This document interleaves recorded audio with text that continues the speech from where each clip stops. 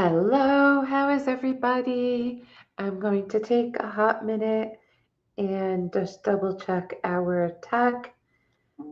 I trust you all are doing amazing.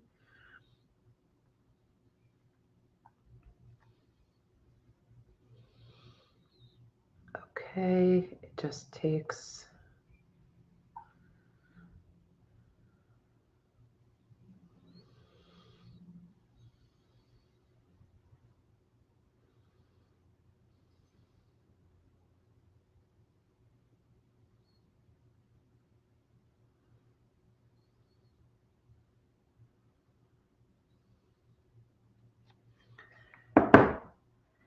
Hello, I hope you are all doing amazing. It's Margaret Mastery, your heartfelt CFO.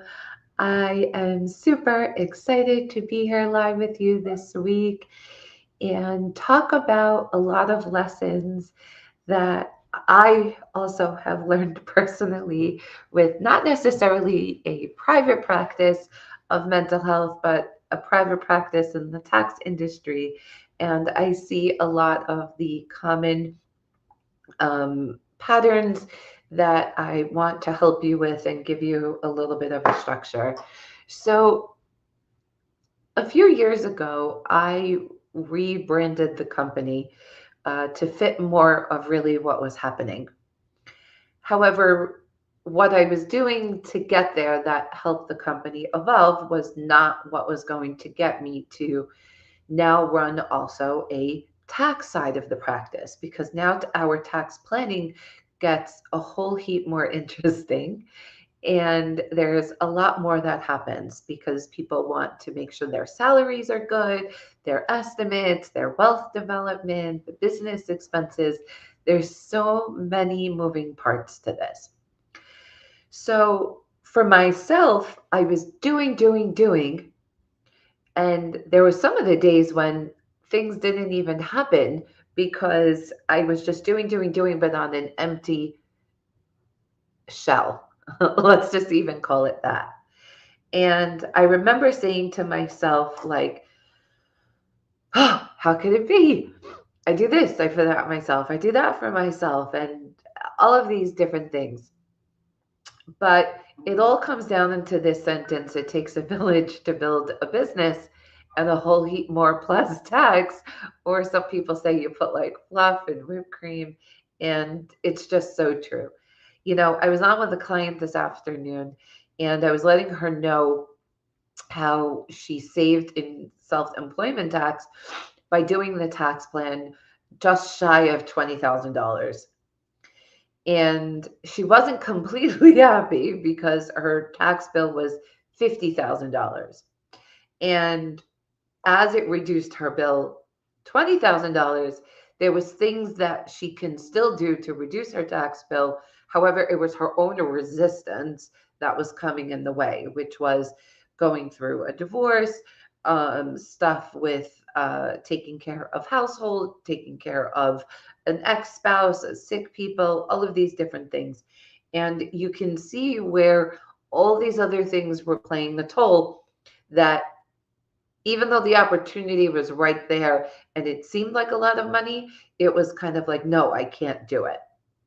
And at the end, we spoke about it a little bit, and we found a way to work together on it. But when we don't take care of ourselves and our plate just gets so full, what happens is less things and less things get done. So last week was coming to like Thursday or Friday for the weekend, and I'm Jewish, and we prepare a whole heap of yummy foods for the weekend.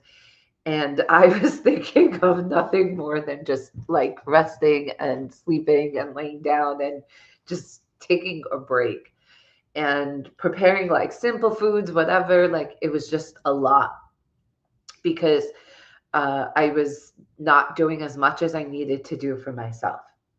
And I call this the cycle of avoidance, where it's chaos, more stress. For me, it wasn't around financial instability, but this is kind of the cyclone of what I see with clients, where it wasn't necessarily for me financial instability, but there's always something of like, I got to do so that it doesn't happen where I can't not do something or I will be unstable. And the common financial fears that I hear is, I don't know if I'm making money or losing money. I want to make smart choices.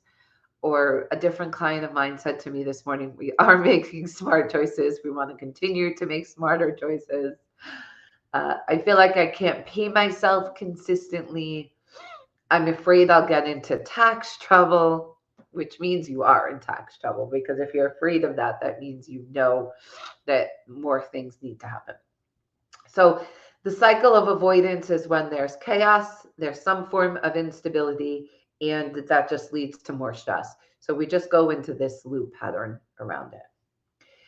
Now, I want to talk about a reactive mindset versus a proactive mindset. And anything you're going through, I'd like you to take the same little bit of framework and curate around this. So, a reactive thing is to scramble to pay your bills and avoid tax season.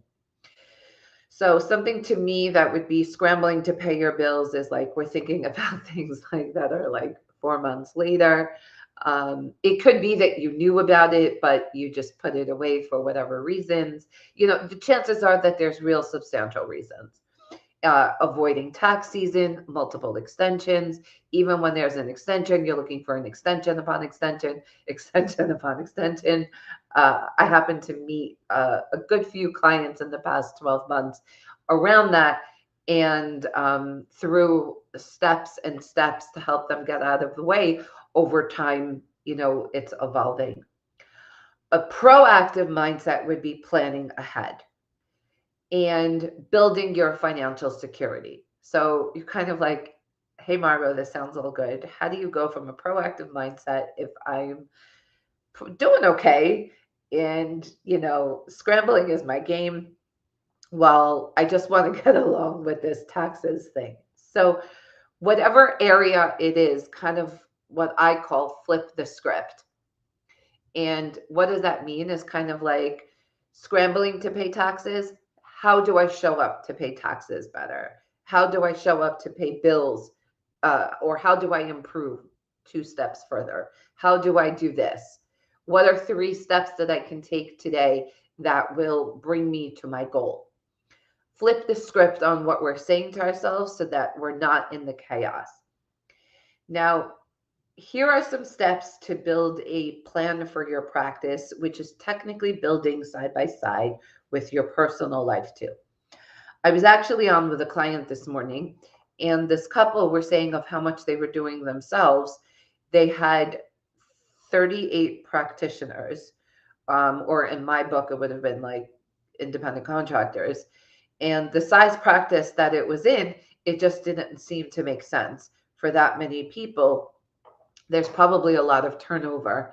And also in the telehealth practice way, chances are, because you service a lot of states, you need that too. So the first thing is that also financially wise, when you have so many more people, what happens is that you lose the ability to make somebody a better deal than to and to help them more stability, because it was okay for them to have their contractors with different jobs. And I'm actually thinking about this as they're saying this, and I was like, how is that okay? Because sometimes a job, you just need to, but if you have 38 people in the practice, there are ways to set this up that we could have more stability. Okay. So the first part is to plan in the practice is set your revenue goals based on your personal and your business needs, which is really taking out a pen and paper, taking out an Excel sheet and getting real and raw with your numbers, opening up the bills and just real getting raw. The next part is planning for your expenses, planning for payroll, planning for rent. The next part is create a tax strategy to avoid last minute stress. And number 4, start an emergency fund. When you have a proactive money mindset, you are freedom of the mind, freedom of stress, and you just have freedom all over the place because everything lies in the plan. It doesn't rely on the just the end result, because there is no end result without the plan. Now, I was actually just on a call right before this with a teammate of mine, and I made a decision around something, and the decision flopped. And I had a gut feeling around it 2 weeks ago, and then something else happened, so I changed it where we thought differently. But anyways, so we created a new plan to help things stay on par because this decision flopped. And in order for things to stay above water and to stay ahead and not to fall behind and things start to get inundated, is where we build this proactive mindset. So take this framework, take this talk around one area at a time, master it, and then go to the next one. So set your goals based on personal, set your goals based on business, plan for expenses, create a tax strategy, and start an emergency fund. Now, a tax strategy, kind of like, how am I going to do this alone? I need your help. Of course, you may not be ready for my help, but at least get the steps of what is in your control, because chances are you have to do that anyways, so that when we can work together, and when we do work together, there's so many ways to work together. I just want to put it out there because everybody thinks that their services are expensive. I'm not telling you that they're cheap. What I'm saying is that there's still tasks that you're always going to need to do in order to make the work together better. And even if you did that part to support it, what's going to happen is you're going to get a whole heap more out of the solution and the journey of it. So when you do this, so much more to come. And when you have that proactive money mindset and management, more freedom, less stress, and it relies on every day that plan, that strategy, that journey, versus worrying on how it's going to come about. Because if you just let the bill happen, of course the bill's going to happen, right? Because we didn't plan for it. If we took on expenses without knowing our cash flow or without having any sales or different things, of course, on not favorable issues are going to come up. So let's take things into so that personally we're at peace. Over the weekend when I just did a lot of rest, I'll be honest with you, and then I came out of rest and then I went into this like powerhouse of work mode. I just realized certain things that where I need to update my methods so that things could be better for me. And I'll tell you, when that was happening in my mind, like my body was just not moving because it was just so tired. And when we listen that the body is kind of like, let's rest, uh, there's nothing wrong with that because complete rest and complete disconnection is perfect. However, there's always something to learn from it so that in the future, over time, it gets better. Now, any of these stories of clients that I work with, I just want to tell you that it's a progressment. Nothing is in one sitting. Nothing is in like magic wand where it just happens where you say, hey, we work together, and then poof, you kind of have the potion inside. There's steps along the way for this to happen. We need to do our work. You need to do your work. And also the numbers need to make sense according to the goals and all of those things. So I invite you to book a financial clarity call with me so that I can talk with you around next steps and help you improve your finances and also keep your well-being to thriving and not at stake and not like in scarcity mode, thriving and abundant and restful, that when you do rest, you're just going back into action. And that's really it. So I look forward to seeing you. Comment, I'm ready. And I cannot wait to see you on my calendar. Talk soon.